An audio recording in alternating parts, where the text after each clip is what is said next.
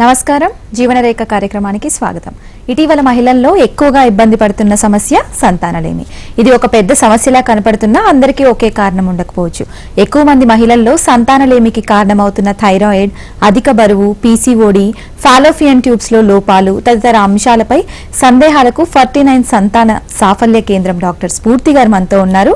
వారిని అడిగి మరిన్ని సందేహాలను నివృత్తి చేసుకుందాం. అలాగే మీ సందేహాలు ఏవైనా ఉంటే కింద స్క్రోల్ అవుతున్న నెంబర్స్ కి కాల్ చేసి నివృత్తి చేసుకోవచ్చు. నమస్తే డాక్టర్ గారు. నమస్తే అండి. సో స్ఫూర్తి గారు, అంటే బేసిక్గా చాలా మందికి సంతానలేమి అధిక సమస్య అయిపోతుంది మహిళలకి ఈ మధ్య కాలంలో.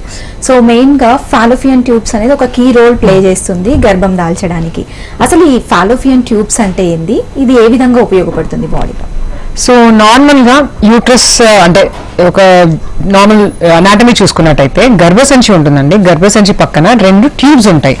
అంటే ఆ ట్యూబ్స్ పని ఏంటంటే, ఇప్పుడు నార్మల్గా గర్భసంచి పక్కన ఓవరీస్ ఉంటాయి, రెండింటికి మధ్యలో ఒక బ్రిడ్జ్ అనమాట ట్యూబ్స్ అనేవి. సో అది దానికి 2 ఓపెనింగ్స్ ఉంటాయి ఫాలోపియన్ ట్యూబ్స్ అనే వాటికి.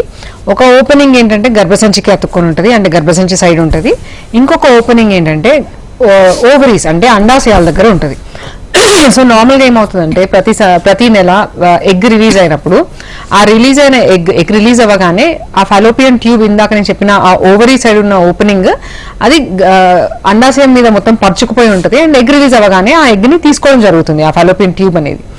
అండ్ అలా మూవ్ అవుతూ ఆ రిలీజ్ అయిన ఎగ్కి దానంతట అదే మూవ్ అయ్యే కెపాసిటీ ఉండదండి. సో ఫాలోపియన్ ట్యూబ్ అనేది సరిగ్గా పనిచేసినప్పుడే ఆ ఎగ్ అనేది ఓవరీ సైడ్ నుంచి టువర్డ్స్ యూట్రస్ అంటే గర్భసంచి సైడ్కి రావాలి. సో ఈ ఫాలోపియన్ ట్యూబ్ లో 4 విభాగాల్లో విభజిస్తామండి. సో ఆంప్యులా అనే ప్లేస్ లో ఈ ఎగ్ అనేది వచ్చి వెయిట్ చేస్తుంది. అలాగే అదే టైంలో ఒకవేళ రిలేషన్లో ఉన్నప్పుడు స్పర్మ్ అనేది కింది నుంచి ట్రావెల్ చేసి, అంటే గర్భసంచి పై నుంచి ట్రావెల్ చేసి ఈ ఇందాక చెప్పిన 2 ఓపెనింగ్స్ లో, అంటే యూట్రస్ సైడ్ ఉన్న ఓపెనింగ్ నుంచి ఆ స్పర్మ్ అనేది ట్రావెల్ చేసి ఆ ఆంప్యులాలో ఉన్న ఎగ్ని కలవడం జరుగుతుంది. సో ఈ ఆంప్యులాలోనే ఎగ్ స్పర్మ్ కలయిక అంటే ఫర్టిలైజేషన్ అంటారండి. ఈ ఆంప్యులా అంటే ట్యూబల్ పార్ట్ ఆఫ్ ద ఈ fallopian tube, ampullary part of the fallopian tube లోనే ఈ కలయిక అనేది జరుగుతుంది. అండ్ ఎగ్ స్పర్మ్ కలిసిన తర్వాత పిండం ఫామ్ అవుతుంది. ఆ ఫామ్ అయిన పిండం అది ఇప్పుడు డే 0 ఈ రోజు ఫామ్ అయింది అంటే ఒక 3 to 4 days అలా ట్యూబ్ లోనే ట్రావెల్ చేసిన తర్వాత గర్భసంచి సైడ్కి వస్తుంది. సో ఎగ్ అనేది ట్రావెల్ చేయడము, ఎగ్ స్పర్మ్ కలవడము, ఆ ఎగ్ స్పర్మ్ తర్వాత ఫామ్ అయిన ఎంబ్రియో కూడా టువర్డ్స్ గర్భసంచి సైడ్ ట్రావెల్ చేసి ఆ గర్భసంచిలో వచ్చి అతుక్కుంటే ప్రెగ్నెన్సీ అనేది వస్తుంది. సో ఇందాక చెప్పినట్టయితే ఈ మెయిన్ గా ఈ ఎగ్ స్పర్మ్ అక్కడే కలుస్తుంది, ఫర్టిలైజేషన్ అక్కడే అవుతుంది. కాబట్టి ఫాలోపియన్ ట్యూబ్ అనేది ద మోస్ట్ కామన్ అంటే మోస్ట్ ఇంపార్టెంట్ స్ట్రక్చర్ అనమాట ప్రెగ్నెన్సీ రావడానికి. సో అది 2 sides ఫాలోపియన్ ట్యూబ్స్ అంటే రైట్ సైడ్ లెఫ్ట్ సైడ్ 2 ఉంటాయండి. సో ఎటు సైడ్ ఎగ్ రిలీజ్ అయితే అటు సైడ్ ఆ ఫాలోపియన్ ట్యూబ్ అది చేసే పని వల్ల ఈ ఎంబ్రియో అనేది ఫామ్ అయ్యి ప్రెగ్నెన్సీ అనేది వస్తుంది. రైట్ డాక్టర్ గారు. అండ్ ఇంకో విషయం ఏంటంటే ఈ ఫాలోపియన్ ట్యూబ్స్ లో బ్లాక్స్ అనేవి వస్తూ ఉంటాయి. సో ఆ బ్లాక్స్ వచ్చినప్పుడు ఎలాంటి జాగ్రత్తలు తీసుకోవాలి, ఏం చేయాలంటారు? సో నార్మల్ గా ఫాలోపియన్ ట్యూబ్ ఇందాక చెప్పినట్టు అది ఆ ట్యూబ్ అనేది చాలా సన్నగా ఉంటుందండి. అది లెస్ దెన్ 1 centimeter అంటే దాని వైడెస్ట్ పార్ట్ లోనే చూసుకుంటే, ఇప్పుడు ట్యూబ్ ఇందాక చెప్పినట్టు యూట్రస్ సైడ్ చాలా సన్నగా ఉంటుంది. అది మెల్లిమెల్లిగా కొంచెం ఆ విడ్త్ అనేది పెరుగుతూ వస్తుంది. ఓవరీ సైడ్ కొంచెం ఎక్కువగా విడ్త్ ఉంటుంది. సో ఈ ట్యూబ్ ఇంత సన్నగా ఉండడం వల్ల దీనిలో అది హెల్దీగా లేకపోతే వెంటనే అడెషన్స్, అతుకులు ఫామ్ అయ్యి లోపట బ్లాక్స్ అయ్యే ప్రమాదం ఉంటుంది. సో ఈ బ్లాక్స్ అనేవి ఎందుకు వస్తాయి అని చూస్తే first thing most common infections అండి. ఇన్ఫెక్షన్స్ ఏమన్నా ఉన్నాయా అనేది రూల్ అవుట్ చేసుకోవడం చాలా important. So genital infections, PID అని అంటాము. సో కింద పార్ట్లో ఈ గర్భసంచి, లేదంటే సర్విక్స్ అనేది, లేదంటే పక్కన ట్యూబ్స్, ఈ పెల్విక్ సిస్టమ్ అంతా ఏదైనా ఇన్ఫెక్షన్ వచ్చినప్పుడు ఆ ఇన్ఫెక్షన్లో ఆ ట్యూబ్లో ఈ ఇన్ఫెక్షన్ అనేది చాలా ఎక్కువగా కామన్గా చూస్తుంటాం. సో ఆ బ్యాక్టీరియా కానీ ఏదన్నా ఈ క్లమైడియల్ ఆర్గానిజమ్స్, కొన్ని బ్యాక్టీరియా, లేకపోతే ట్యూబర్క్యులోసిస్, ఇండియాలో ఇది one of the common problem అండి. సో ట్యూబర్క్యులోసిస్ అనేది టీబీ అని అంటాం కదా. సో అది ఛాతీలో రావచ్చు, ఎముకల్లో రావచ్చు, ఎక్కడైనా రావచ్చు. అలాగే గర్భసంచిలో వచ్చినప్పుడు ట్యూబ్స్ అనేవి మోస్ట్ కామన్ సైట్. సో ఈ ట్యూబ్ లో ట్యూబర్క్యులోసిస్ ఇన్ఫెక్షన్ రావడము, లేదంటే ఇంకేదైనా బ్యాక్టీరియల్ ఇన్ఫెక్షన్ వచ్చినప్పుడు ఏమవుతుందంటే అక్కడ నీరు అనేది చేరుకుపోయి లోపట పస్ ఫామ్ అవుతుంది. ఆ పస్ ఫామ్ అయిన దగ్గర ఆ పస్ అనేది హీల్ అయిన తర్వాత అతుకులు అనేవి ఫామ్ అయ్యి ట్యూబ్ బ్లాక్స్ అయ్యే రిస్క్ ఉంటుంది. సో ట్యూబ్ బ్లాక్ అని ఒక పేషెంట్ మనకి డయాగ్నోస్ చేసినప్పుడు మనం ఫస్ట్ రూల్ అవుట్ చేసుకోవాల్సింది ఏమన్నా ఇన్ఫెక్షన్స్ ఉన్నాయా అనేది చాలా ఇంపార్టెంట్ అండి. సో ఇన్ఫెక్షన్స్ అనేది most common cause tube block అవ్వడానికి. అది కాకుండా ఇంతకు ముందే మన సర్జరీస్ అయ్యాయా, ఒక్కొక్కసారి ఏమవుతుందంటే సర్జరీ, పెల్విక్ సర్జరీస్ అంటాం. సో ఏదైనా అపెండిక్స్కి కానీ, లేదంటే ఇంకేదైనా ఓవేరియన్ సిస్ట్ ఉందని, లేదంటే ఇంకేదైనా సర్జరీస్ అయినప్పుడు ఆ సర్జరీ తర్వాత హీల్ అయ్యే టైంలో కొంచెం మందికి ఎక్కువ అతుకులు ఫామ్ అయ్యే రిస్క్ ఉంటుంది. సో ఆ అతుకులు ఫామ్ అయ్యే టైంలో ఈ ఫలోపియన్ ట్యూబ్ వెళ్ళి అక్కడ ఇరుక్కుపోయినప్పుడు ఆ అతుకులు అనేవి ఆ ఫలోపియన్ ట్యూబ్ లో కూడా ఇరుక్కుపోయి అది దానివల్ల కూడా అతుకులు ఫామ్ అయ్యే రిస్క్ ఉంటుంది. దానివల్ల ట్యూబల్ బ్లాక్స్ అయ్యే రిస్క్ ఉంటుంది. అండ్ ఈ అతుకుల వల్ల కూడా ట్యూబ్స్ కూడా పైకి పుష్ అంటే పైకి పుల్లప్ అయినట్టు అవుతాయి. సో అలా అయినప్పుడు నార్మల్ ట్యూబ్, ఓవరీ, అనాటమీ అనేది పాడైపోతుంది. సో అప్పుడు ట్యూబల్ బ్లాక్స్ అయ్యి ప్రెగ్నెన్సీ రావడంలో ఇబ్బంది ఉంటుంది. సో అలా ఏమైనా సర్జరీస్ అనేవి చూసుకోవడం చాలా ఇంపార్టెంట్. అండ్ ఇంకొక మోస్ట్ కామన్ కాజ్ ఎండోమెట్రియోసిస్ అంటారండి, ట్యూబల్ ఎండోమెట్రియోసిస్. సో ఈ ఎండోమెట్రియోసిస్ ఉన్నప్పుడు కూడా అంతే, ఈ ట్యూబ్ లో ఎండోమెట్రియోసిస్ అనే కండిషన్ వస్తే అక్కడంతా ఇన్ఫ్లమేషన్ అయిపోయి ఉంటుంది. ఆ ఇన్ఫ్లమేషన్ వల్ల అతుకులు ఫామ్ అవ్వడము, పైకి పుల్ చేసినట్టు అవ్వడము, ఆ నార్మల్ అనాటమీ అనేది డిస్టర్బ్ అవుతుందండి. సో ఇలా ఏమైనా కాజెస్. అది కాకుండా ఇంతకు ముందు ఏమైనా ఎక్టోపిక్ ప్రెగ్నెన్సీ అంటే ట్యూబల్ ఎక్టోపిక్ ప్రెగ్నెన్సీ వచ్చిన వాళ్ళలో కొన్నిసార్లు ట్యూబ్స్ తీయకుండానే అంటే మెడికల్ మేనేజ్మెంట్ చేస్తాం. సో అలా చేసినప్పుడు కూడా ఒక్కొక్కసారి వాళ్ళకి నెక్స్ట్ టైం ఆ ట్యూబ్ అక్కడ డ్యామేజ్ అయిపోయి దానివల్ల మళ్ళీ ట్యూబల్ బ్లాక్స్ అవ్వడం చూస్తుంటాము. ఆర్ కొంచెం మందికి ఏమన్నా చిన్నగా బ్లడ్ క్లాట్స్ ఉన్నా కూడా, చిన్న చిన్న అడిషన్స్, లోపల ఫ్లిమ్జీ అడిషన్స్ లాగా ఉన్నా కూడా ట్యూబ్ బ్లాక్స్ అవుతాయి. సో ఈ ట్యూబ్ బ్లాక్స్ అనేవి మల్టిపుల్ రీజన్స్ వల్ల, అందులో ఇవి మోస్ట్ కామన్ రీజన్స్ అండి. ఇన్ఫెక్షన్స్, సర్జరీస్ అండ్ ఎండోమెట్రియోసిస్, ఇవి 3 రూల్ అవుట్ చేసుకోవాలి. అండ్ ఆల్సో సైట్ బ్లాక్ అని చెప్పగానే ఆ బ్లాక్ అనేది ఎక్కడ ఉందని తెలుసుకోవడం కూడా చాలా ఇంపార్టెంట్. ముందు యూట్రస్ సైడ్ బ్లాక్ అయిందా, లేదంటే టువర్డ్స్ ఓవరీ సైడ్ ఉన్న హోల్ దగ్గర బ్లాక్ అయిందా అనేది చూసుకోవడం కూడా, దాన్ని బట్టి కూడా ట్రీట్మెంట్ ఆప్షన్స్, సర్జరీ ఆప్షన్స్ అనేవి డిఫరెంట్ గా ఉంటాయి. రైట్ డాక్టర్ గారు, అంటే ఇప్పుడు బ్లాక్ అయిన ఫలోపియన్ ట్యూబ్స్ యొక్క ట్రీట్మెంట్ ఎలా ఉంటుంది? సో నార్మల్ గా ట్యూబల్ బ్లాక్స్ అన్నప్పుడు పేషెంట్ జనరల్ గా వాళ్ళు వచ్చే సిమ్టమ్స్ ఏంటంటే వాళ్ళు ప్రెగ్నెన్సీ రావట్లేదు. ట్యూబల్ బ్లాక్ అనేది అందరికీ అంటే దానివల్ల సిమ్టమ్ లాగా కనిపించదండి. ఇప్పుడు నార్మల్ గా ఎగ్స్ తగ్గుతున్నప్పుడు వాళ్ళకి సైకిల్స్ ఇర్రెగ్యులర్ అవ్వడము, లేదంటే సైకిల్స్ డీలే అవ్వడం, అలా సిమ్టమ్స్ ఉంటాయి. అలాగే ట్యూబల్ బ్లాక్ ఉన్న వాళ్ళలో ప్రతి ఒక్కరిలో సిమ్టమ్స్ అనేవి ఉండాలని ఉండదండి. కొంచెం మందిలో ఏంటంటే ఒకవేళ నీరు చేరుకుపోయి చాలా ఎక్కువగా హైడ్రోసాల్పింగ్స్ అనేది ఫామ్ అయితే మాత్రం వాళ్ళకి రికరెంట్ గా డిశ్చార్జ్ అవడం, తెల్లబట్ట చాలా ఎక్కువ అవుతుంది అంటారు, ఫౌల్ స్మెల్లింగ్ అంటే చాలా బ్యాడ్ స్మెల్ రావడము, ఇట్లాంటి కంప్లైంట్స్ కొంచెం మందిలో చెప్తుంటారు. కొంచెం మందిలో ఫీవర్, అలా హిస్టరీ చెప్తుంటారు. బట్ చాలా మందిలో ఏంటంటే ట్యూబ్ టెస్ట్ చేసినప్పుడే ఈ ప్రాబ్లమ్స్ అనేవి బయటపడతాయి. సో ఒకవేళ ట్యూబ్ టెస్ట్ చేసిన తర్వాత ఈ ప్రాబ్లం అనేది ఒకవేళ బయటపడ్డప్పుడు, నార్మల్గా ట్యూబ్ టెస్ట్లో డిఫరెంట్ టైప్స్ ఉంటాయండి. ఇట్ ఈస్ అ పార్ట్, అంటే బేసిక్ ఇవాల్యుయేషన్లో ట్యూబ్ టెస్ట్ అనేది కూడా ఒక పార్ట్. సో ఒకసారి ట్యూబ్ టెస్ట్ చేసినప్పుడు ట్యూబల్ బ్లాక్స్ అని అప్పుడు ఐడెంటిఫై అయినప్పుడు ఇందాక చెప్పినట్టు ఏ సైట్లో ఉంది ఆ బ్లాక్ అనేది చాలా ఇంపార్టెంట్. అది మీడియల్ బ్లాకా, లేదంటే లేటరల్ హాఫ్లో ఉన్న బ్లాకా, అంటే యూట్రస్ సైడ్ ఉన్న ట్యూబ్లో బ్లాక్ ఉందా, లేదంటే ఓవరీ సైడ్ ట్యూబ్ అంటే ఆ హోల్ దగ్గర బ్లాక్ అయిందా అనేది చూసుకోవడం చాలా ఇంపార్టెంట్. దాన్ని బట్టి ట్రీట్మెంట్ ఆప్షన్స్. అలాగే పేషెంట్ ఏజ్ ఎంత, వాళ్ళు ఎప్పటి నుంచి, ఎన్ని ఇయర్స్ నుంచి పిల్లల కోసం ట్రై చేస్తున్నారు, ఇంతకుముందు తీసుకున్న ట్రీట్మెంట్ ఆప్షన్స్ ఏంటి అనే దాని బేస్డ్ కూడా ట్రీట్మెంట్ ఆప్షన్స్ అనేవి డిపెండ్ అయి ఉంటాయండి. సో 2 ఆప్షన్స్, అయితే సర్జికల్ ఆప్షన్స్ లేదంటే IVF, ఈ 2 ఆప్షన్స్ చెప్తాము. సర్జరీ అంటే ఎక్కడైతే బ్లాక్ ఉందో ఆ బ్లాక్ ని తీసేసి న్యాచురల్ గా ట్రై చేయడం అనేది ఒక ఆప్షన్. అది ఎవరికి పాసిబుల్ అవుతుంది అండ్ ఏ ఆప్షన్స్ ఉన్నాయంటే, ఒకవేళ లోపట యూట్రస్ దగ్గరలోనే చిన్నగా బ్లాక్ ఉంది, ఫ్లిమ్జీ అడిషన్స్ అంటాం, అలా ఏమైనా చిన్న అతుకుల్లా ఉన్నప్పుడు ఫాలోపియన్ ట్యూబ్ క్యాథెటరైజేషన్ అంటే గర్భసంచి ద్వారా ఇప్పుడు హిస్టోస్కోపీ చేసినట్టు చేసి దాని ద్వారా ఒక చిన్న క్యాథెటర్ అనేది సర్విక్స్ ద్వారా, యూట్రస్ ద్వారా ఆ హోల్ కి పంపించి ఆ బ్లాక్ అనేది ఓపెన్ అవుతుందా అనేది చూస్తాం. చిన్న ఫ్లిమ్జీ అడిషన్స్ ఉంటే ఆ బ్లాక్ అనేది ఈజీగా ఓపెన్ అవుతాయి అండ్ ఓపెన్ అవగానే వాళ్ళు మళ్ళీ నేచురల్ గా ట్రై చేయొచ్చు. ఒకవేళ లేదు, అది చాలా థిక్ అడిషన్స్ లాగా ఉన్నాయి అండ్ లేటరల్ పార్ట్ లో ఉంది, ఆల్రెడీ పెద్ద హైడ్రోసాల్పింగ్స్ ఫామ్ అయి ఉన్నాయి. కొన్నిసార్లు ట్యూబ్ బ్లాక్స్ అనేవి మనకి ఓన్లీ లాప్రోస్కోపీలో తెలుస్తుందండి. సో లాప్రోస్కోపీ చేసినప్పుడు ట్యూబ్ అనేది చాలా అన్హెల్దీగా ఉంది, సర్జికల్ గా రిపేర్ చేయలేము, అంటే చాలా వాచిపోయి ఉంది ట్యూబ్ అనేది అండ్ నార్మల్ పింక్ కలర్ లో ఉండాలి, అలా కాకుండా పేల్ కలర్ లో ఉంది అండ్ లోపల అతుకులు చాలా ఎక్కువగా ఉన్నాయి, సర్జికల్ ఇర్రిపేరబుల్ ట్యూబ్స్ అంటాం. అలా ఉంటే మాత్రం వాళ్ళకి సర్జికల్ గా రిపేర్ చేసి మళ్ళీ నేచురల్ గా ట్రై చేయమని జనరల్ గా చెప్పాము. అలా సర్జికల్ ఇర్రిపేరబుల్ ట్యూబ్స్ ఉన్నప్పుడు ఏం చేస్తామంటే ట్యూబ్ క్లిప్పింగ్ చేసి వాళ్ళకి IVF పద్ధతి ద్వారా అడ్వైస్ చేస్తాము. సో దట్ వాళ్ళకి నేచురల్ గా ప్రెగ్నెన్సీ ఇప్పుడు ట్యూబ్ లోనే రావాలి కాబట్టి అది రాలేదు కాబట్టి IVF అనేది అడ్వైస్ చేసి దాని ద్వారా సక్సెస్ రేట్స్ అనేవి చాలా బెటర్ గా ఉంటాయి. రైట్ డాక్టర్ గారు, కాలర్ ఉన్నారు ఆరతి హైదరాబాద్ నుండి, మాట్లాడదాం. ఆరతి గారు, డాక్టర్తో మీ సమస్య ఏంటో చెప్పండి. హలో హలో చెప్పండి మా. డాక్టర్ గారు, మా చెల్లెలు అండి 4 సంవత్సరం పడింది ఇప్పటికి పెళ్ళయి. ఓకే. తనకేమో 1 year తర్వాత ప్రెగ్నెన్సీ వచ్చింది. ఎక్టోపిక్ అంటారు చూడండి. ఎస్. అది దానివల్ల ట్యూబ్లు ఉంటాయి కదా ఒకటి. ఓకే. ఆపరేషన్ చేసేసారనమాట. ఓకే. తీసేశారు. ఆ తర్వాత కొద్ది రోజులకి మళ్ళీ ప్రెగ్నెన్సీ వచ్చింది. ఓకే. అప్పుడు హార్ట్ బీట్ సరిగ్గా లేదని అది అబార్షన్ అవ్వడం జరిగింది. ఓకే. ఆ తర్వాత ఇప్పటికి ఏం లేదు. అంటే ఏమైనా ప్రాబ్లం ఉంటుందా, నేను ఇస్తుందా? సో తన ఏజ్ ఎంత అండి ఇప్పుడు? అది 25 ఉండొచ్చండి.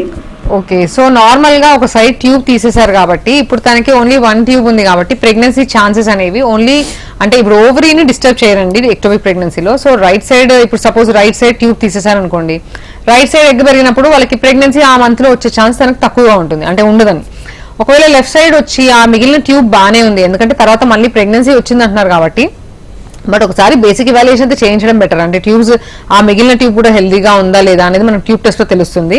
దాంతోపాటు ఎగ్ రిజర్వ్ అనేది ఎంత ఉందని చూసుకోవడం కూడా చాలా ఇంపార్టెంట్ అండి. అంటే మీ సిస్టర్ కి ఇప్పుడు యంగ్ ఏజే కాబట్టి రిజర్వ్ కూడా బాగానే ఉంది.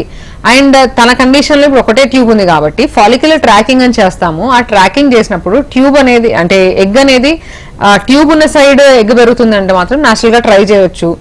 అలా కొన్ని మంత్స్ ట్రై చేసినా ఇంకా రావట్లేదు ప్రెగ్నెన్సీ అంటే మాత్రం తనకి నెక్స్ట్ బెస్ట్ ఆప్షన్స్ ఏంటి అనేది చూసుకోవడం ఇంపార్టెంట్ అండి.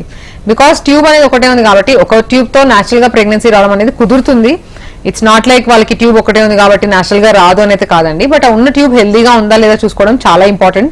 ఎస్పెషలీ ఒకసారి ట్యూబ్ లో వచ్చింది కాబట్టి దెర్ ఇస్ అ రిస్క్, మళ్ళీ రికరెన్స్ రిస్క్ అనేది ఉంటుందండి. సో అది రాకుండా ఆ మిగిలిన ట్యూబ్ హెల్దీగా ఉందా లేదా చెక్ చేసుకోవడం చాలా ఇంపార్టెంట్. అలాగే దాంతో పాటు వేరే ఏమైనా ఇష్యూస్ ఉన్నాయా, హస్బెండ్ సైడ్ ఏమైనా ఇష్యూస్ ఉన్నాయా, లేదంటే తనకే ఓవరీలో ఎగ్ రిజర్వ్ అనేది ఎలా ఉంది, హార్మోన్ లెవెల్స్ అనేవి ఎలా ఉన్నాయి, థైరాయిడ్ షుగర్స్ అవన్నీ చూసుకోవడం చాలా ఇంపార్టెంట్. బికాస్ దాని తర్వాత వన్ మిస్క్యారేజ్ అయింది కాబట్టి ఆ మిస్క్యారేజ్ కూడా కొంచెం చిన్నగా ఎవాల్యుయేషన్ చేసుకొని మళ్ళీ న్యాచురల్గా ప్లాన్ చేయొచ్చండి. రైట్ డాక్టర్ గారు, బేసిక్గా చాలా మంది భయపడుతూ ఉంటారు ట్యూబ్ టెస్ట్ అంటే పెయిన్గా ఉంటుందేమో అని చెప్పి అని. సో అది నిజంగానే పెయిన్గా ఉంటుందా? ఒకవేళ అలా భయపడే వాళ్ళు న్యాచురల్ ప్రాసెస్లో తగ్గించుకోవాలని అని అనుకుంటే ఒకవేళ సో సక్సెస్ ఎలా ఉంటుంది దానికి? సో ట్యూబ్ టెస్ట్ అనేది జనరల్ గా బేసిక్ ఇవాల్యుయేషన్ లో మేము చూసుకునేది ఎగ్ రిజర్వ్ ఎలా ఉంది, లైనింగ్ ఎలా ఉంది, ట్యూబ్స్ ఎలా ఉంది అండ్ స్పర్మ్ ఎలా ఉందని చూసుకుంటామండి. సో ట్యూబల్ ఇవాల్యుయేషన్ అనేది బేసిక్ ఇవాల్యుయేషన్ లో ఒక పార్ట్. సో ఎవరికి అంటే నార్మల్ గా కొంచెం మినిమల్ డిస్కంఫర్ట్ అనేది ఉంటుందండి. ట్యూబ్ టెస్ట్ అనేది 2 types ఉంటాయి. ఒకటి ఏంటంటే హెచ్ఎస్డి అని ఉంటారు, ఒకటి ఏంటంటే సెలైన్ ఇన్ఫ్యూజన్ సోనోగ్రఫీ అని అంటారు. సో హెచ్ఎస్జీలో ఏంటంటే డై పుష్ చేస్తాం. బేసిక్లీ ట్యూబ్ టెస్ట్ ఏంటంటే కొంచెం ప్రెషర్ తోని మనం కింది నుంచి త్రూ సర్విక్స్ ఒక క్యాథెటర్ పెట్టి కొంచెం ప్రెషర్ తోని డై అనేది పుష్ చేస్తాం, లేదంటే సెలైన్ అనేది పుష్ చేస్తే ఆ ప్రెషర్ వల్ల ఓపెన్ అవుతాయి అన్నమాట ట్యూబ్స్ అనేవి. సో ఓపెన్ అయ్యి ఫ్లూయిడ్ 2 sides నుంచి బయటికి ఫ్రీగా వస్తుందా లేదా అని చూస్తాం. సో ఆ ప్రెషర్ ని కొంచెం మందికి కొంచెం ఎక్కువగా పెయిన్ లాగా ఉండొచ్చు, కొంచెం మంది నార్మల్ గానే యాక్సెప్ట్ చేస్తారు. బట్ పెయిన్ కిల్లర్స్ అనేవి ఇచ్చి దానిలోనే అది ఆ ప్రొసీజర్ అనేది చేస్తాము. సో అది కొంచెం డిస్కంఫర్ట్ ఉంటుంది అండ్ దాన్ని తగ్గించుకోవడానికి ఐడియల్ గా పెయిన్ కిల్లర్స్ ఇంజెక్షన్స్ రూపంలో కూడా ఇస్తాము. అండ్ ఆల్సో ఈ ప్రొసీజర్ చేసిన తర్వాత కూడా వాళ్ళకి కొన్ని యాంటీబయాటిక్స్ అంటే ఎటువంటి ఇన్ఫెక్షన్ మనం కొత్తగా ఇంట్రడ్యూస్ చేయకుండా ఉండడానికి కొన్ని యాంటీబయాటిక్ టాబ్లెట్స్ కూడా ప్రిస్క్రైబ్ చేస్తామండి. సో ఇది నార్మల్ గా Day 7 to Day 10 అడ్వైస్ చేస్తాము. పీరియడ్స్ అంతా కంప్లీట్ గా ఆగిపోయిన తర్వాత అడ్వైస్ చేస్తాము. అండ్ ఎగ్ అనేది రిలీజ్ అవ్వక ముందే ఈ ప్రొసీజర్ అనేది చేస్తాం. బికాస్ ఎగ్ రిలీజ్ అయిన తర్వాత చేసినప్పుడు ఒక్కొక్కసారి ప్రెగ్నెన్సీ వచ్చి అతుక్కుంటే మనం గట్టిగా ప్రెషర్ చేసినప్పుడు ఆ ప్రెగ్నెన్సీ అనేది పోయే రిస్క్ ఉంటుంది. అండ్ జనరల్ గా అట్లా అడ్వైస్ చేయము. సో కంప్లీట్ గా పీరియడ్స్ ఆగిపోయిన తర్వాత ఎగ్ రిలీజ్ అయ్యే ముందు ఈ టెస్ట్ అనేది చేసుకోవచ్చు. బట్ ఈ పెయిన్ వల్ల చేసుకోలేము, అసలు ఇంపాసిబుల్, మేము ఈ ప్రొసీజర్ వద్దు అన్నప్పుడు last option will be laparoscopy అండి. దీనిలో ఏంటంటే మత్తిచ్చి చిన్న స్కోప్ వేసి చూస్తాము, కింద నుంచి డై పుష్ చేసి ఆ మత్తులోనే డై అనేది 2 sides నుంచి వస్తుందా లేదా అనేది చూసుకుంటాము. సో బట్ అది జనరల్ గా చాలా తక్కువ మందికి అంత అడ్వైస్ చేస్తామండి. ఓన్లీ ఎప్పుడైనా ట్యూబ్ టెస్ట్ లో అబ్నార్మల్ ట్యూబ్స్ అని వచ్చాయి, లేదంటే ఇంకేమైనా సర్జికల్ ఇవాల్యుయేషన్ వేరే దేనికైనా సర్జరీస్ చేయాల్సిన అవసరం పడుతుంది అనేటప్పుడు మాత్రం, అది కూడా ఈ ఇన్ఫర్టిలిటీతో బాధపడే వాళ్ళకి ఈ ప్రొసీజర్ కూడా అదే సిట్టింగ్ లో జనరల్ గా అడ్వైస్ చేస్తాం. సో లాప్రోస్కోపీ అనేది last and also it is accurate అనమాట, ఇంకా ఫైనల్ అక్యురేట్ గా మనకు తెలిసిపోతుంది ట్యూబ్ బ్లాక్ ఉందా అనేది. రైట్ డాక్టర్ గారు, ఒకవేళ ఫాలోపియన్ ట్యూబ్ కట్ చేస్తే దానికి అతికించడానికి మళ్ళీ వీలుగా ఉంటుందా? సో డెఫినెట్ గా అండి, చాలా మంది వస్తుంటారు, అంటే ఆల్రెడీ 2 kids ఉన్నారు, లేదంటే ఒక కిడ్ ఉన్నారు, ఇంకా మళ్ళీ ప్రెగ్నెన్సీ ప్లాన్ చేయట్లేదని చాలా మంది ట్యూబెక్టమీ ఆపరేషన్ చేయించుకుంటారు. అండ్ తర్వాత ఏదైనా కొన్ని అనివార్య కారణాల సపోజ్ బేబీస్కి ఏమైనా అయినా కూడా, లేదంటే మళ్ళీ ఇంకొక ప్రెగ్నెన్సీ కావాలి అనుకునే వాళ్ళు ఉంటారండి. సో అలా ఉన్నప్పుడు వాళ్ళు మళ్ళీ వచ్చి అడుగుతుంటారు. ఈ ట్యూబల్ రీకనలైజేషన్ అంటారు దాన్ని, అంటే ఆల్రెడీ పిల్లలు కాకుండా ఉండడానికి ట్యూబెక్టమీ చేసి దాన్ని మళ్ళీ ఓపెన్ చేసి అతికించడం, అంటే రివర్స్ చేయడం అనమాట. సో ఈ ట్యూబల్ రివర్సల్ సర్జరీస్ అనేవి ఎంతవరకు సక్సెస్ఫుల్ అవుతుందని చాలా మంది అడుగుతుంటారు. సో నార్మల్గా ఈ సర్జరీ అడ్వైస్ చేసే ముందు దాని ప్రోస్ అండ్ కాన్స్ అనేవి పేషెంట్స్కి ఎక్స్ప్లెయిన్ చేస్తామండి. ప్రోస్ అనేవి చూసుకున్నట్టయితే ఫస్ట్ థింగ్, అసలు ఈ సర్జరీ ఎన్ని ఇయర్స్ కింద అయింది and remaining length of the tube ఎంత ఉందనేది చూసుకోవడం చాలా ఇంపార్టెంట్. చాలా ఇయర్స్ బ్యాక్ అయింది, 10-15 years బ్యాక్ అయింది సర్జరీ, అండ్ పెద్ద పీసే తీసేసారు అంటే సర్జికల్ నోట్స్ ఏమన్నా ఉన్నాయనేది చూసుకోవడం చాలా ఇంపార్టెంట్ అండి. ఓన్లీ లాప్రోస్కోపీ ద్వారా చిన్న రింగ్ వేసారు అన్నప్పుడు మనం ఆ రింగ్ తీసేసి మళ్ళీ రీకనలైజేషన్ అనేది చేసుకోవడం కొంచెం సక్సెస్ రేట్ బెటర్ ఉంటుంది. సో ఏ పద్ధతి ద్వారా ముందు ట్యూబెక్టమీ ఆపరేషన్ అయింది అండ్ అయ్యే ఎన్ని ఇయర్స్ అవుతుందని చూసుకోవడం చాలా ఇంపార్టెంట్. జనరల్గా 4 years లోపట అయిన వాళ్ళకి సక్సెస్ రేట్స్ చాలా బెటర్గా ఉంటాయి వెన్ కంపేర్డ్ ఇంకా ఓల్డ్ ఎప్పుడో అయిన వాళ్ళకి కంపేర్ చేస్తే. And also tubectomy operation reversal operation చేసిన తర్వాత లెంత్ ఎంత ఉంది, మిగిలిపోయిన లెంత్ ట్యూబ్ లెంత్ ఎంత ఉంది అనేది చూసుకోవడం కూడా చాలా ఇంపార్టెంట్. సో ఆ ట్యూబ్ లెంత్ అనేది మరీ చిన్నగా ఉంది అన్నప్పుడు కూడా సక్సెస్ రేట్స్ తగ్గుతాయండి. ట్యూబ్ లెంత్ బాగానే ఉంది అన్నప్పుడు సక్సెస్ రేట్ బెటర్గానే ఉంటుంది. సో ప్రోస్ అండ్ కాన్స్ లో చూసుకున్నట్టయితే ఓన్లీ థింగ్ ఇస్ మంచిగా రివర్సల్ ఓపెన్ అయినప్పుడు వాళ్ళకి సక్సెస్ రేట్స్ జనరల్ గా అంటే it's one time procedure basically, IVF లాగా మాటికి పికప్ ఒకసారి ట్రాన్స్ఫర్ ఒకసారి అట్లా కాకుండా తక్కువ కాస్ట్ లో వన్ టైం ప్రొసీజర్ లో ట్రై చేయొచ్చు. బట్ దీనిలో ప్రాబ్లం ఏంటంటే ఒక్కొక్కసారి రివర్సల్ ఆపరేషన్ అంటే ఆపరేషన్ ఫెయిల్ అవ్వడం, అంటే ఆపరేషన్ అయిన తర్వాత మళ్ళీ రీక్లోజర్ అవ్వడం అనేది ఒక రిస్క్ ఉంటుందండి. అండ్ ఆల్సో ట్యూబల్ ప్రెగ్నెన్సీ, ఇందాక పేషెంట్ చెప్పినట్టు ఒక్కొక్కసారి ట్యూబెక్టమీ చేసిన తర్వాత ప్రెగ్నెన్సీస్ లో, బికాస్ నేను ఇందాక చెప్పాను ప్రెగ్నెన్సీ అనేది ట్యూబ్ లోనే వస్తుంది. సో ఒకవేళ ట్యూబ్ అనేది హెల్దీగా లేకపోతే ఆ పుషింగ్ ఆ మజిల్ అనేది సరిగ్గా కాంట్రాక్ట్ అవ్వకపోతే ఎక్కడ ప్రెగ్నెన్సీ ఫామ్ అయిందో అక్కడే అతుక్కునే రిస్క్ ఉంటుంది. సో అలా ఈ ట్యూబల్ ప్రెగ్నెన్సీ రిస్క్ అనేది నార్మల్ వాళ్ళతో కంపేర్ చేస్తే ఈ ట్యూబెక్టమీ ఆపరేషన్ తర్వాత వచ్చిన ప్రెగ్నెన్సీస్ లో కొంచెం ఎక్కువ రిస్క్ ఉంటుంది. సో ఆ రిస్క్ కూడా ఎక్స్ప్లెయిన్ చేస్తాం వాళ్ళకి. అండ్ అది వర్సెస్ ఐవీఎఫ్, రీకన్లేషన్కి వెళ్ళడమా లేదంటే డైరెక్ట్ ఐవీఎఫ్ వెళ్ళడమా అనేది అది కూడా ఆలోచించుకోవాలండి. ఒకవేళ పేషెంట్కి 10 years వచ్చారు, వాళ్ళకి ఆ టైంలో మళ్ళీ మేల్ సైడ్ అంటే హస్బెండ్ ఇవాల్యుయేషన్ మిగతా తన ఎగ్స్ ఇవాల్యుయేషన్ కూడా చూస్తాం. ఒకవేళ అది కూడా కొంచెం తక్కువగా ఉంది, ఎగ్స్ తక్కువగా ఉన్నాయి లేదంటే స్పర్మ్ తక్కువగా ఉంది అన్నప్పుడు అన్నెసెసరీ రివర్సల్ ఆపరేషన్ అడ్వైస్ చేయం, బికాస్ అలాంటి వాళ్ళకి ఒక్కొక్కసారి డైరెక్ట్గా ఐవీఎఫ్ అడ్వైస్ చేస్తాం. సో అలా డైరెక్ట్ ఐవీఎఫ్ ఇండికేషన్స్ ఏమీ లేవు అండ్ రీసెంట్గా సర్జరీ అయిందన్న వాళ్ళకి it is one of the good options. దానికి ట్రై చేసి అందులో ఒక 6 months లేదంటే 12 months లో కూడా రాకపోతే అప్పుడు మళ్ళీ ఒక్కొక్కసారి ఐవీఎఫ్ అడ్వైస్ చేయాల్సి వస్తుంది. రైట్ డాక్టర్ గారు, కాలర్ ఉన్నారు రాణి హైదరాబాద్ నుండి, మాట్లాడదాం. రాణి గారు, మీ సమస్య ఏంటో డాక్టర్ గారితో చెప్పండి. హలో హలో చెప్పండి మా. మేడం నమస్తే మేడం. నమస్తే చెప్పండి మా. నాకు ప్రాబ్లం వచ్చింది మేడం, మ్యారేజ్ అది 1 year అవుతుంది మేడం. ఏంటమ్మా? మాకు మ్యారేజ్ అది 2 years అవుతుంది మేడం. ఓకే. హాస్పిటల్కి వెళ్తే చెక్ చేసుకుంటే మేడం స్కానింగ్ చేస్తే మా గర్భించడం మీకు 3 గడుపులు ఉన్నాయని చెప్పారు మేడం. ఓకే. 3 గడుపులు అని చెప్తే మేడం హార్మోన్స్ మీకు ఎదురుగా లేదమ్మా అలాగని చెప్పారు మేడం. ఏంటిమా అర్థం కాలేదు? చెప్పారు మేడం. రాణి గారు, టీవీ చూస్తా మాట్లాడకండి. వచ్చింది మేడం, వచ్చింది మేడం. ముందు హాస్పిటల్కి వెళ్ళాం మేడం. వాయిస్ క్లియర్ గా లేదు మా, కొంచెం గట్టిగా మాట్లాడు. ఓకే ఓకే ఓకే అండి, maybe Okay. Network issue. So fine అండి, అతికించిన ట్యూబ్స్ ద్వారా పిల్లల కోసం చేసే చికిత్సా విధానం ఎలా ఉంటుంది డాక్టర్ గారు? సో అతికిచ్చిన ట్యూబ్స్ అంటే రివర్సల్ ఆపరేషన్ అంటున్నారా అండి? సో నార్మల్గా రివర్సల్ అంటే ఇందాక చెప్పినట్టు ట్యూబల్ రివర్సల్ ఆపరేషన్ చేసిన తర్వాత మళ్ళీ చెక్ చేసుకుంటాము ఇప్పుడు రివర్సల్ అనేది సక్సెస్ఫుల్ అయిందా లేదా అనేది, లేదంటే మళ్ళీ రీక్లోజర్ అయిందా అనేది చూసుకుంటాం. సో ఒక 2-3 months తర్వాత మళ్ళీ ఒకసారి ట్యూబ్ టెస్ట్ చేసినప్పుడు ఓపెన్ గానే ఉన్నాయి అన్నప్పుడు వాళ్ళు న్యాచురల్గా ట్రై చేస్తారు. న్యాచురల్గా ట్రై చేసి ఒక 6 months అవుతుంది ప్రెగ్నెన్సీ వచ్చింది అంటే ఓకే. అండ్ ప్రెగ్నెన్సీ పాజిటివ్ వచ్చినాక కూడా వాళ్ళకి స్కాన్స్ అనేవి కొంచెం ఎర్లీగా చేసుకొని ఆ ప్రెగ్నెన్సీ అనేది ట్యూబ్లో ఏం లేదు అనేది కన్ఫర్మ్ చేసుకుంటాము. అంటే యూట్రస్లోనే ఉందా లేదా అనేది కన్ఫర్మ్ చేసుకుంటాం. ఒకవేళ 6 months అంతా వెయిట్ చేసినా ఇంకా రావట్లేదు అంటే మాత్రం వాళ్ళకి మళ్ళీ రీఇవాల్యుయేషన్, అంటే ట్యూబ్స్ ఓపెన్ అయినాయి బట్ స్టిల్ 6 months అయినాక 1 year అయినాక కూడా ఇంకా ప్రెగ్నెన్సీ రావట్లేదు అంటే వాళ్ళకి మళ్ళీ ఇంకేమైనా వేరే ఇష్యూస్ ఉన్నాయా, మళ్ళీ రీకెనలైజేషన్ ఆపరేషన్ ఫెయిల్ అవ్వకపోయినా కూడా ఇంకా ప్రెగ్నెన్సీ రావట్లేదు అంటే వేరే ఏమైనా ఇష్యూస్ ఉన్నాయని చూసుకొని దాన్ని బట్టి వాళ్ళకి వేరే ట్రీట్మెంట్స్ అనేవి అడ్వైస్ చేస్తాం. పవన్ కాలర్ లైన్ లో ఉన్నారండి, మాట్లాడదాం. పవన్ గారు చెప్పండి మీ సమస్య డాక్టర్తో. పవన్ గారు చెప్పండి మేడం. చెప్పండి మీ సమస్య ఏంటో డాక్టర్ గారితో చెప్పండి. మాట్లాడబా. Hello hello madam. చెప్పండి సార్. కాదు మేడం, ఇప్పుడు మా వైట్ డిశ్చార్జ్ వస్తుంది మేడం. నమస్కారం మేడం. చెప్పండి సార్, చెప్పండి.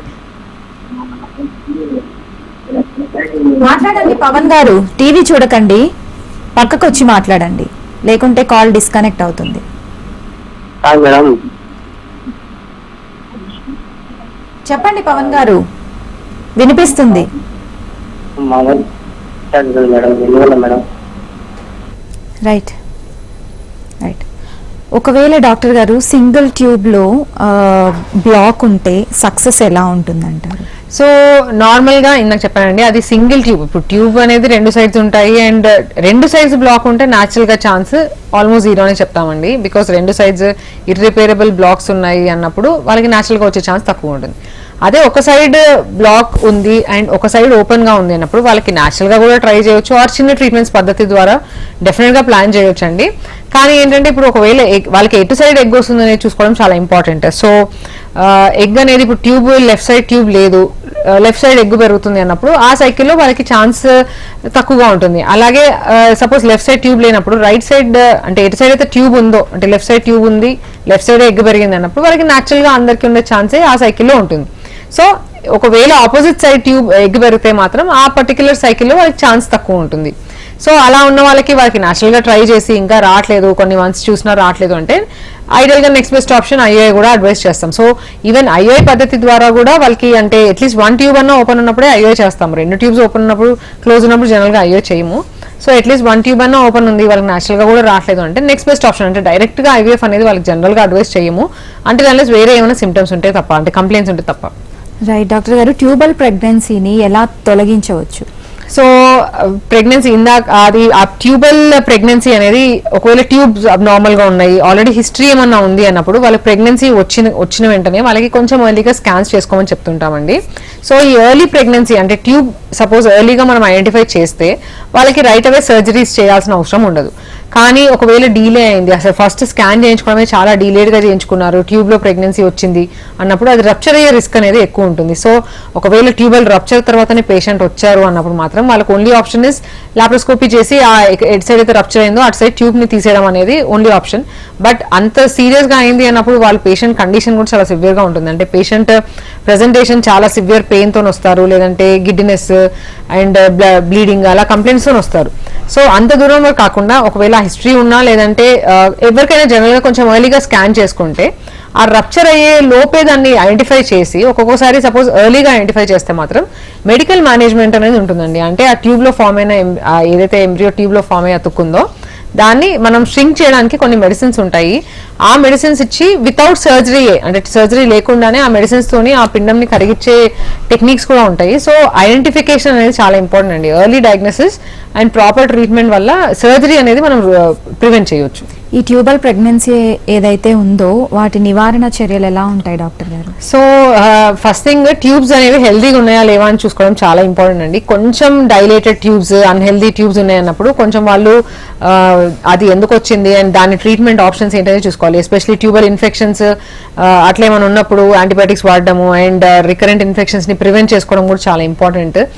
అండ్ ఆల్సో ఎర్లీ స్కాన్స్ అనమాట, early scans, early diagnosis. And ఇప్పుడు సపోజ్ ఐవీఎఫ్కి వెళ్ళినప్పుడు, ఎంబ్రియో ట్రాన్స్ఫర్స్కి వెళ్ళినప్పుడు జనరల్గా ఆ రిస్క్ అనేది తక్కువ ఉంటుంది. అండ్ ట్రాన్స్ఫర్స్ చేసేటప్పుడు కొంచెం కిందిగా చేయడము అలాంటివన్నీ చూసుకుంటామండి.